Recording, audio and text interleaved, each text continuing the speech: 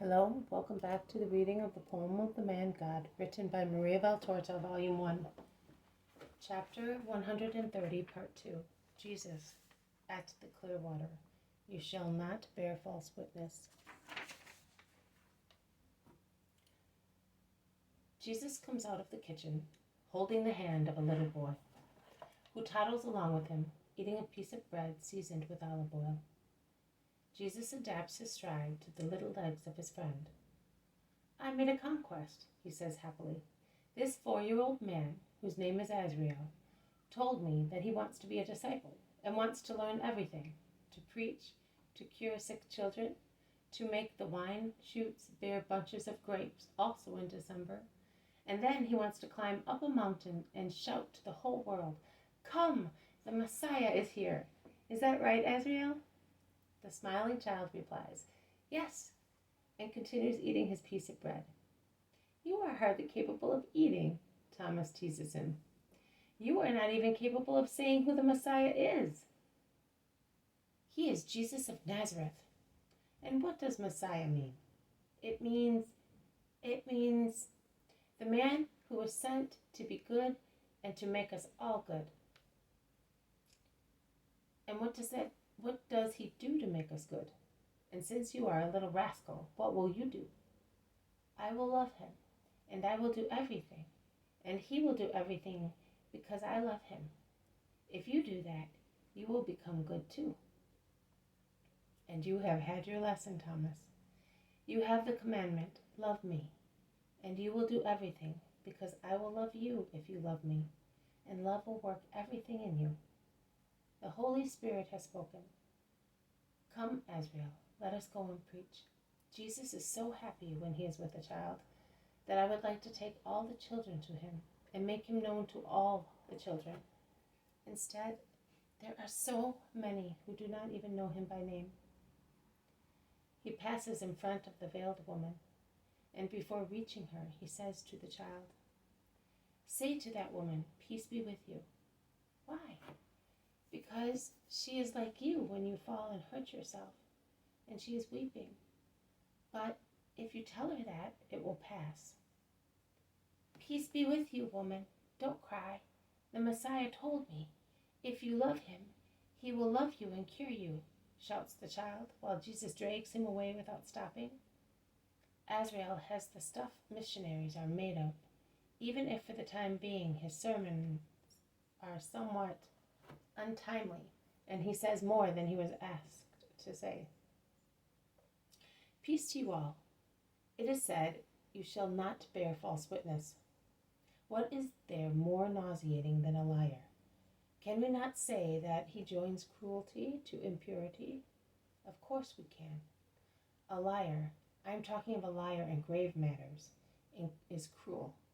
He kills a reputation with his tongue, so he does not differ from a murderer. Nay, he is more than a murderer. A murderer kills only the body. A liar kills also a good name, the memory of a man. He is therefore twice a murderer. He is an unpunished murderer because he does not shed blood, but he injures the reputation both of the person calumniated and of the whole family. And I will not take into consideration the case of the person who brings about the death of his neighbor by swearing false witness. The coal of Gehenna is already piled upon such person. I am only talking of those who make false insinuations by telling lies and stir up other people against an innocent person. Why do they do that? Either out of hatred, without any reason, or out of greed to get what another man possesses, or out of fear. Hatred. Only a friend of Satan hates. A good person does not hate, never, for no reason whatsoever. Even if he is scorned and damaged, he forgives. He never hates. Hatred is the witness that a lost soul bears of itself, and is the best witness in favor of an innocent man. Because hatred is the revolt of evil against good. Who is good does not need to be forgiven. Greed. He has what I have not got. I want what he has. But only by disparaging him can I obtain his position. and I am going to do it. Will I be lying? What does it matter? Will I be stealing? What does it matter? Will I ruin a whole family? What does it matter? Of the many questions that the shrewd liar asks himself, he forgets. He wants to forget one question, this one. And if I should be found out? He does not ask himself such question, because a prey to pride and greed, he is like one whose eyes are closed. He does not see the danger. He is also like a drunk man. He is intoxicated with a satanic wine and does not consider that God is stronger than Satan and takes vengeance on the calumniated man. The liar has given himself to falsehood, and foolishly relies on its protection. Fear. Many a time man slanders to excuse himself. It is the most common form of falsehood. Evil has been done. We are afraid of it might be found out as our deed. Then, using and abusing the esteem in which we are still held by other people, we upset the situation and we saddle someone else, of whose honesty only we are afraid, with the evil deed we accomplished. We also do it because at times our neighbor has been the unintentional witness of our evil action, and we want to be secure from his eventual witness. So we accuse him to make him unpopular, and thus, if he should speak, no one may believe him. Behave properly, and you will never need such falsehood. Do you not consider, when you lie, what a heavy burden you take upon yourselves? It is made of subjection to the evil spirit, of perpetual fear of being found out, and of the necessity of remembering the lie, also after years, and all the circumstances and details in which it was told, without contradicting oneself. The labor of a galley slave, if it only helped to gain heaven. Instead, it serves only to prepare a place in hell. Be frank. How lovely are the lips of a man who does not know falsehood. He may be poor, coarse, unknown. He is he? But he is still a king, because he is sincere. And sincerity is more regal than gold and diadems, and elevates one above the crowds more than a throne, and procures a greater court of good people than a monarch has. Intimacy with a sincere man gives safety and comfort, whereas friendship with an insincere person, or even to be near such a person, causes a feeling of uneasiness, since the truth soon comes to light in 1,000 ways. Why does he who lies not consider that afterwards he will always be suspected? How can one believe what he says, even if he speaks the truth, and who hears him wants to believe him? There is always a doubt. Is he lying also now? You may ask, where is the false witness? Every lie is a false witness, not only legal ones. Be simple like God and a child. Be truthful every moment of your lives. Do you want to be considered good? Be truly so. Even if a scandalmonger should wish to speak evil of you, 100 good people will say, no, it is not true. He is good. His deeds speak of him. In one of the sapiential books, it is said, a scoundrel, a vicious man, he goes with a leer on his lips, deceit in his heart, always scheming evil. He sows dissension.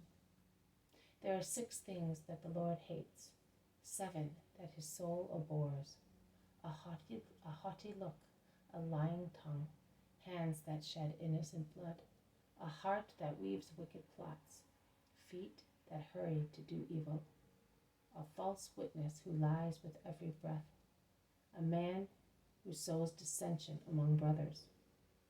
His own lips are to blame when the wicked man is entrapped. A false witness is nothing but deceit. Lips that tell the truth abide firm forever. The tongue that lies lasts only for a moment. The words of a backbiter sound simple, but they pierce man's heart. The enemy brooding over treason is known by his speech. Do not trust him when he whispers, because he carries 7 evils in his heart. He deceitfully conceals his hatred, but his wickedness will be disclosed. The man who digs a pit falls into it. The stone comes back on him. that rolls it. The sin of falsehood is as old as the world, and the thought of the wise man concerning it is unchanged. Unchanged is also the judgment of God on those who lie. I say, have only one language. May your yes be always yes, and your no be always no, also before mighty ones and tyrants, and you will receive great reward in heaven for it. I say to you, be spontaneous like a child, who by instinct goes towards him whom he perceives to be good without seeking anything but goodness. And he says what his own goodness makes him think, without considering whether he says too much and whether he may be reproached for it. Go in peace, and may the truth become your friend.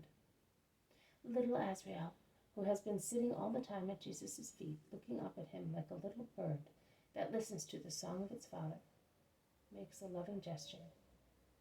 He rubs his little face against Jesus' knees and says to him, you and I are friends because you are good and I love you.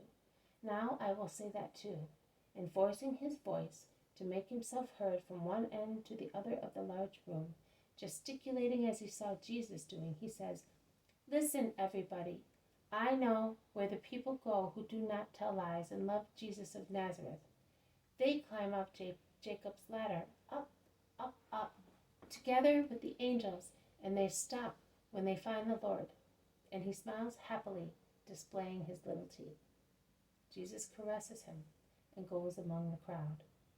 He takes the little one back to his mother and says, thank you, woman, for giving me your child. He has bothered you? No, he has given me love.